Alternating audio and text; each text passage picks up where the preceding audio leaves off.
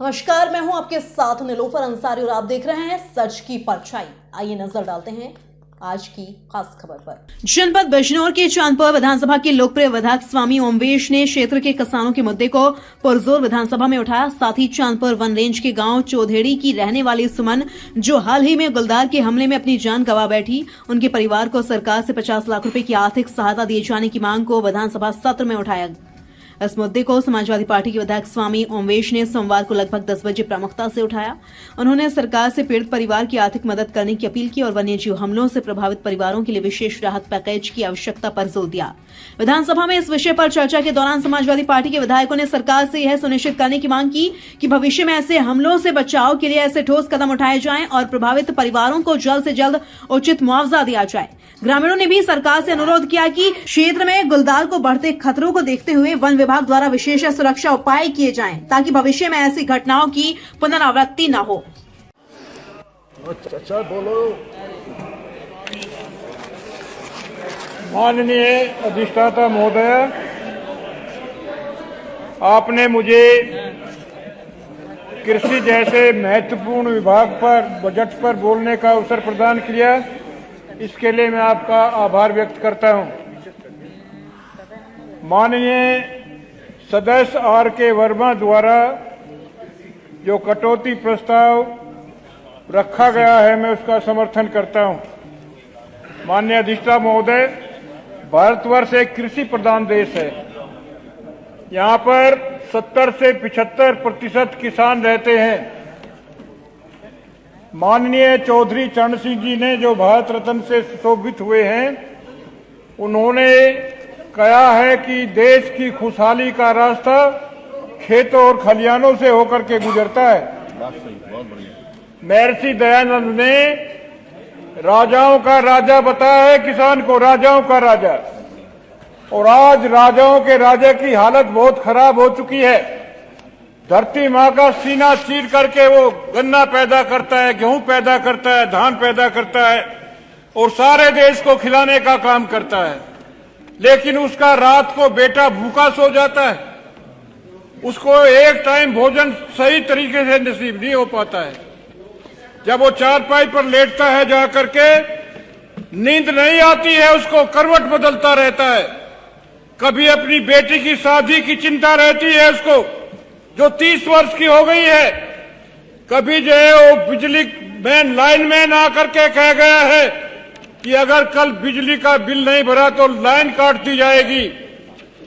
फिर जो है वो बच्चों की जो फीस है उसके बच्चे चिपट जाते हैं, पापा पापा कह करके। पापा अगर फीस नहीं दी तो हमारा नाम काट दिया जाएगा। ये स्थिति है अन्नदाता किसान की, जो धरती माँ का सीना चीर करके सारे देश को खिलाने का काम करता है। जब जो है किसान खेत में जाता है और वहां पर खेती में कार्यों में लगता है, तो गुलदार आकर के उनके किसानों के बच्चों को खा ले जाता है।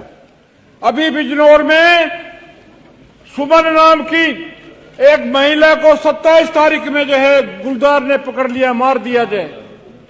35 वर्ष की थी वो, जो है उसको 50 लाख का मुआवजा मिलना चाहिए। ये बजट में जो है होना चाहिए, कृषि बजट में प्रावधान होना चाहिए, और जो प्रावधान होना चाहिए इसका जो है, और जो छुट्टा पुष्पों से नुकसान होता है खेतों का, उसका भी प्रावधान होना चाहिए बजट में जो है। इसलिए मैं आप लोगों से निवेदन करता हूं, माननीय मंत्री जी से निवेदन करता हूं कि जो किसान जो है गरीब गरीब होता जा रहा है, अमीर अमीर बनता जा रहा है, ये स्थिति है। इसलिए मैं कहना चाहता हूं, एक तन पर सोने के तार खिंचे, एक तन पर सोने के तार खिंचे, एक तन पर सूत का तार नहीं। इसलिए बगावत करता हूं, ये न्याय मुझे स्वीकार नहीं। हल्का हत्ता पकड़ा नहीं, हकदार हजारों बीघा के, हल्के संघर्षी मिटा रहा वो बीघे का हकदार नहीं। इसलिए बगावत करता हूं, ये न्याय मुझे स्वीकार नहीं।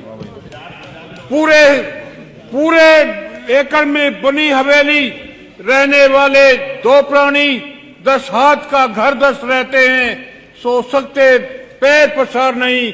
इसलिए बगावत करता हूं, ये न्याय मुझे स्वीकार नहीं। माननीय मंत्री जी ने जो भी जो है ये बजट रखा है, उसके बारे में कहना चाहता हूं, तुम्हारी फाइलों में उत्तर प्रदेश का मौसम गुलाबी है। अरे तुम्हारी फाइलों में